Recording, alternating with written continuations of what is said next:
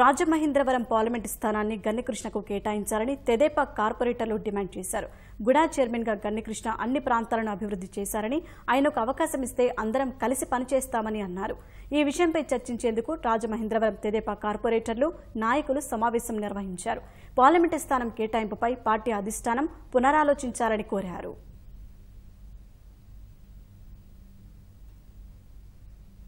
Local అభ్యర్థి అయిన గన్నకృష్ణ గారిని 7 నియోజకవర్గంలో ఉన్న ప్రజానీకం, తెలుగుదేశం పార్టీ సీనియర్ నాయకులు అందరూ కూడా చాలా హుషారుగా పనిచేసే అవకాశాలు ఉంటాయని సందర్భంగా మనవి చేస్తూ, మరి అటువంటి వ్యక్తిని పార్లమెంట్ అభ్యర్థిగా అధిష్టానం ప్రకటించాలని మేమందరం ముక్తకంఠంతో కోరుకుంటున్నాం.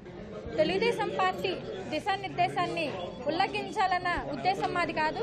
అయితే మేము ప్రజాభిప్రాయంగా సేకరించి చెప్పేది ఏంటంటే, మన రాజమండ్రి ఎంపీ స్థానాన్ని మన గన్నకృష్ణ గారికి ఇచ్చేటట్టయితే అందరమే కాకుండా ప్రజలు కూడా ఏకదాటిగా గెలిపించుకుంటామని మాకు ఒక్కడించి చెప్పారు. కాబట్టి మేము అధిష్టానానికి ఈ విషయాన్ని మీ ద్వారా సూచించాలని నిర్ణయించుకున్నాము.